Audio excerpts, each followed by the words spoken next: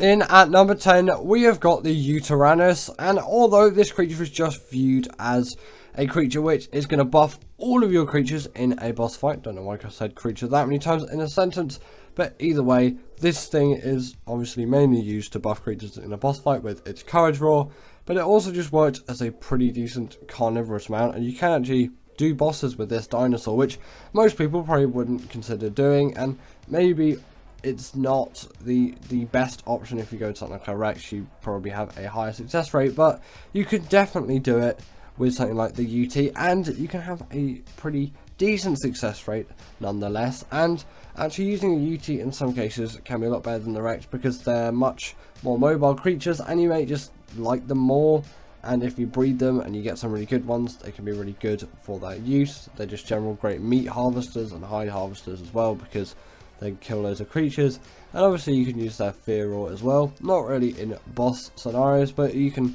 kind of use them as a sort of turret thing that, like, if someone's coming to raid your base on a pteranodon, you can always just fear roar those things away is what I meant to say, and then from that you can essentially disable them from raiding you, which is actually a pretty decent strat if you've never tried it. Next up, we have got the basel, and this creature can actually make oil in its inventory, which is actually a pretty useful thing. And you know, you might just use this thing as a caving creature, but it is also a pretty good creature for exploring just the general ocean biome, which is actually quite an integral part of the game in some ways, as obviously it's ocean caving, but also for a lot of resources you need to explore, you know, get loads of oil and silica pearls and black pearls and all of that. And I know they do have a depth limit, but still that doesn't really hinder them, and again they are immune to jellyfish and electric eels. I say it a lot on the channel, and that is something huge about these creatures. And they also do have an X variant, so there's an even better version of these creatures out there, and they can also make little rainbows as well when they jump out of the water, which is actually quite cute.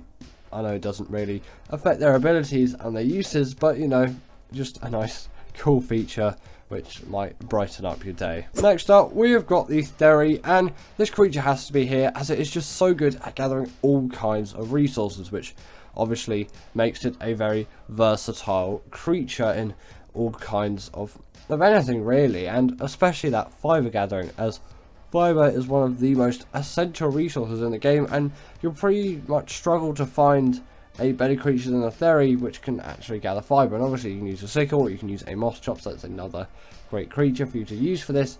The Theory just does it better, and it's pretty easy and accessible to tame. You just have to be level 69. Nice. That joke gets me every single time, but you know, it's actually pretty hard to find a really decent fiber gatherer, and this is a really decent fiber gatherer, but obviously it can gather all kinds of berries, wood, thatch, and all of that. And it's also pretty decent for the dragon boss fight because it's a herbivore, so it doesn't get affected by the dragon's fire attack, which is particularly lethal to carnivores and not very friendly to them whatsoever. So you know, that's where the benefit of this comes in, but sadly you can't just use meat to heal them. You have to use something like sweet vegetable cake, and that is frankly quite expensive, so that is a downside. But apart from that, they really are great creatures. In at number 7, we have got the Barionics, and this creature is just so good at caving, but it is also great at several other things as well. But the caving does just make it inherently versatile in itself, because being able to do caves and all kinds of caves and travel around many situations in caves is inherently versatile, and obviously it's a really great underwater mount as well, so that is again another really great use for this creature. And they do obviously have that spin attack, so they can stun creatures up to the size of a megalodon, which does play huge benefit in their ability. And if you do have one of those things, I definitely recommend you getting one of these things into the water, not just using it predominantly as a land creature, although you probably will predominantly use it as a land creature. Get it in the water and you get its feet wet and actually use it in the water, and you'll probably find that you really like this creature in that environment as well. Yeah, maybe it doesn't have the greatest amount of speed like some of the newer creatures out there, but considering it spawns on the island, you really can't go wrong with this creature. So that is why I put the Barry in at the number 7 spot, and you can see there that megalodon is just completely frozen. So if you're in a pinch and you need to get out of a sticky situation, you can always do it with the Barry. Next up, we have got the Rhino Ganatha. Personally, I don't really like this creature because I find it's a little bit too overpowering in what it can do, but I know loads of you out there really like this creature, and I'm not going to diss it for its versatility, even though it's not a favourite of mine.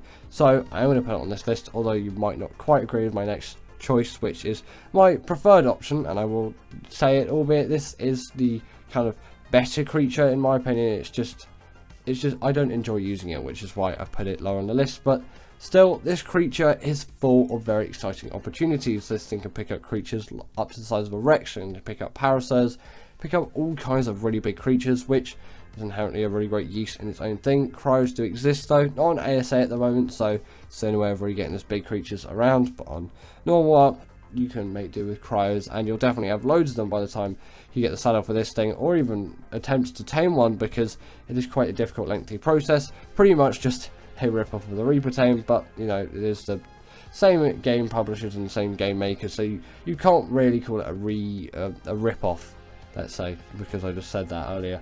You kind of maybe call it a rehashing.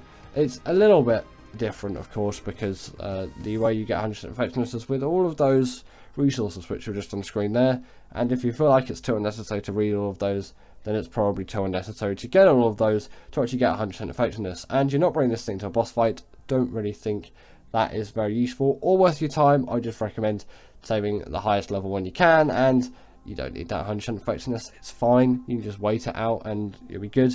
But if you really are a perfectionist, obviously I'm not going to stop you from doing that. Also, these creatures are really great at raiding bases. Like, they deal a heck of a lot of damage.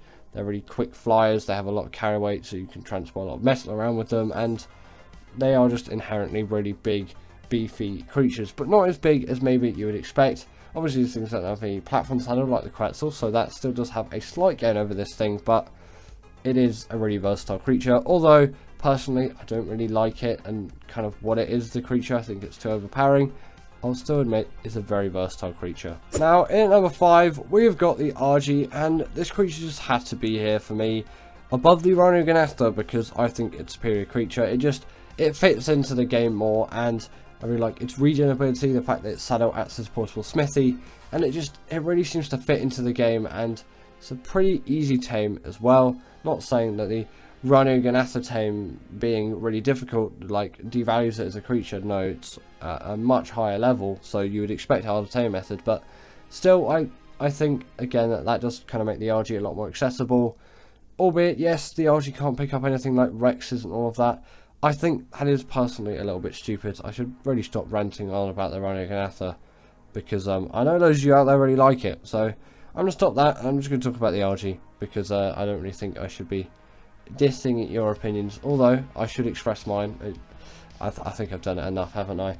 Either way, the Argie can pick up a wealth of creatures. Obviously it does have that regen buff when it kills a dead thing. Well, it's alive and then it kills it, and then it's dead and then it eats the dead thing, and then it gets the regen buff. And then it has obviously a portable smithy as its saddle, which is useful because this thing's it's got really great weight stats, so you can get around really quickly and easily just in the general area, and then from that you can take loads of metal to and fro wherever you're going, and yeah, that does play a huge benefit in your advantage. So the Argie at number 5. Next up we have got the Shadowmane, and this is just one of those creatures where it's so densely packed with abilities it kind of has to make the list, or this list just really isn't right. The Shadowmane has the hydration buff. The Shadowmane can really jump to insane heights that no flyer is safe, and also on top of that it does have the pack buff. It can go invisible, and it's a really great swimmer. It's just really mobile. Again, can jump extremely high into the air. It can also charge up its damage as well, doing even more. It's just such a great boss creature, and just great for general travel, mobility, general combat, PvP scenarios, PvE scenarios, you name it, this thing is really good for it. The only real downside is the lack of armor from a saddle, but they have natural armor, so I guess that kind of accounts for it. It's not quite as bad as a Wyvern, where they just have absolutely nothing at all. And as you can see there, it's so good underwater, and actually quite a lot of people demote it for that and they just use it for combat, but it's a pretty good underwater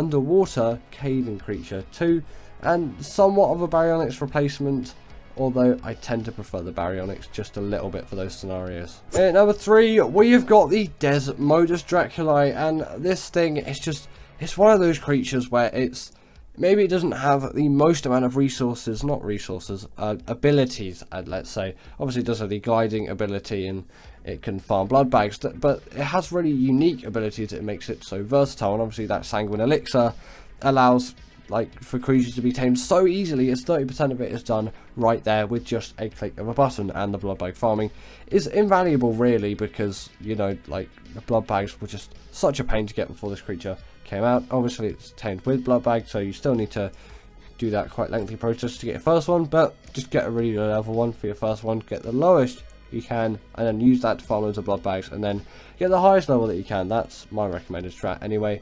For the Desodus, these things can also go invisible at night time as well, but stupidly I was in the Wastelands biome and it never goes nighttime there, and you can't really change that, so that's good for me choosing the perfect biome for this creature. In number 2, we've got the Blood Stalker, and this creature, I feel like people diss it for what I really use it for, and maybe some people will think, well, the Shadowman and Desodus are more versatile. This is just a travel mount, and you can't really use it for bosses and all of that. And albeit, yes, you can't, but it is a really exceptional underwater mount, which is why I put it here. And it's actually my favourite underwater mount, with no questions whatsoever. Sorry about the yawning there.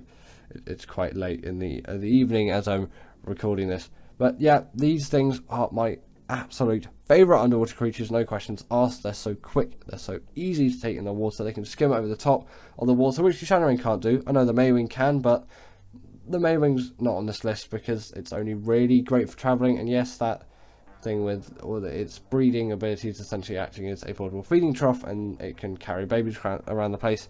Yeah, it's useful for that and versatile for that, but personally I think all the creatures on this list do excel a little bit further than that. That's just kind of maybe genuinely what you would expect, just 2 abilities at a minimum. But yeah, this creature, you can gather loads of hexagons with it on Gen 1. I know that point's probably going to come back to bite me actually with the Maywing when you look at some of these other creatures on the list, but I just don't really think the Maywings should be on the list. But I guess it got an honourable mention spot here, you could say. But either way, these things are capable of getting loads of hexagons on Gen 1.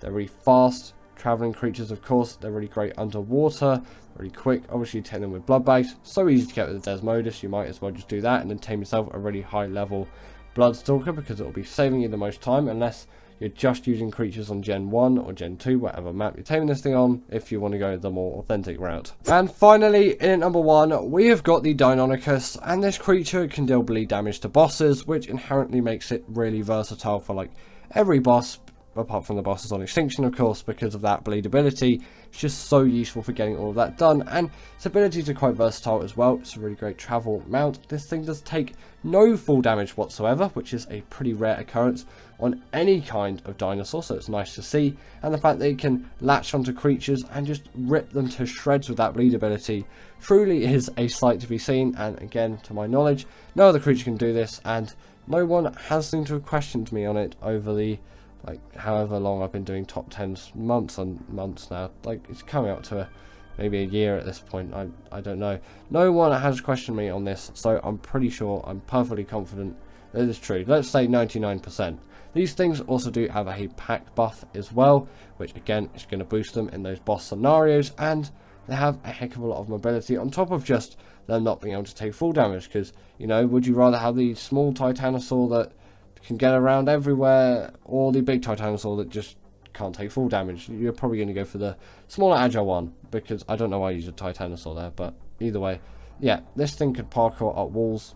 That's actually quite useful. Maybe not as elegant as a solution as the Thyla, because those things can just kind of walk up them, run up them as you wish, but it does the same thing. It just in some ways is a little bit more janky, but you get used to it, and actually after a while, it kind of ends up being a little bit better. The top 10 most forgotten Ark tames. In at number 10, we have got the Theina, and this creature is often forgotten about by most Ark players, and although it isn't potentially the most useful, I do think a lot of Ark players forget it exists, even though it's pretty much the top of every creature list when it comes to the alphabetical. These things are obviously the best for gathering all things cementing paste, although most people will use a beels these days with some insects or beaver dams, but this will do it passively, of course. But apart from that, it doesn't gain much notoriety, which is why it's on this list. Next up, we have got the Paki, and I really feel like this creature doesn't get enough attention, and I think that's partly because of just its poor design is in general as a creature. This thing isn't really loved the most by Ark players, as it is a little bit of a pain to tame and they don't really have many uses. Although yes, they can deal some torpor damage, they really don't, amount to anything in the long run. And considering taming them is just not great in the first place, it's not really worth having one even. And, with the Paki spawning on the island, it is one of those tames where you think it might be popular as a small beginner starting mount. But no, this thing is just simply not used. I think a bit of TLC could go a long way with this dino. But after all, I don't really think this is going to get used unless a update happens to it, because it just isn't a great creature at the moment. While it can deal torpor damage with its little chargy thing, it isn't very fast and it is just a pain to tame, and it takes frankly too long to tame for its size and where you'd be taming it relative to the game. Coming up next, we have got the Phoenix, and this is really a good shout in my opinion, as considering how rare this creature is to tame in the first place, most Ark players haven't even seen one of these things in the flesh. To start with, Scorched Earth isn't a very popular map anymore, and across all time, Scorched Earth hasn't been a very popular map anyway, and for that reason it also makes the Phoenix even less likely to be tamed. There was probably a little bit of a regeneration when Scorched Earth came around, and then obviously you could tame this thing on ASA's version of Scorched Earth, and obviously when the initial release came out. But considering their slightly abnormal taming methods and the fact that you have to do it within certain conditions, that is the reason why these creatures are largely forgotten about. While the fact that they can smelt things in their inventory is a pretty nice ability to have, I don't think it's worth it for most people to go through all the hassle. The only people really taming these things are people who really just want the Phoenix for whatever reason, or people who just want to tame every dino. In number 7, we have got the Dimorphodon, and this is a little bit of a shame in my opinion, as the Dimorphodon has a lot of potential and actually can be pretty useful in some given scenarios, dealing damage to riders and not the creatures that the players are actually riding, getting them off the tames quicker. This is especially useful in a lot of PvP combat scenarios, but I just think maybe the game has out-evolved them a little bit, and that's why they're sort of left in the dust and no one really pays any attention to them. And I think it is a little bit sad with this creature, as more is deserved. Coming up next, we have got the Pelagonus, and I think the reason why I've put this here is it's pretty overshadowed by a lot of the other Ark tames which you'll find out there.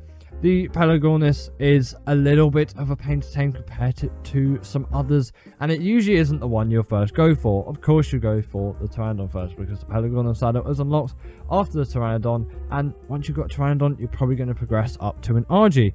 The Pelagonus is never really a step for anyone, and although they are one of the few flyers, if not only flyer, that can glide along the top of the water and gather fish out from it, it is still maybe not a useful enough skill, because you're never really taking your flyer to water, you're taking your flyer to get around places. And although the Pelagonus has a pretty cool model and it's got some great design and actually can be pretty speedy in a lot of cases, it is severely overshadowed by the far more popular Pteranodon and Argentavis, and it sort of does make sense for this creature.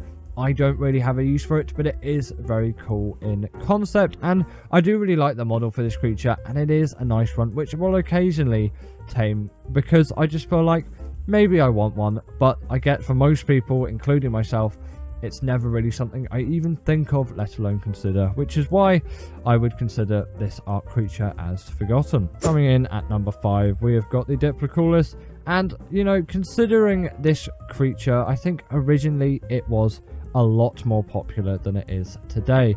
because essentially this acts as a portable diving suit, which is pretty neat when you think about it on concept, and you think people would be using this thing a lot, but considering it spawns in the swamp and its tame method isn't so desirable, it really isn't tamed by many, and Sarcos and just general underwater tames that you'll find in the ocean are much more preferable compared to this thing, and you can just put a scuba tank on your back and you don't have to worry about the whole oxygen thing.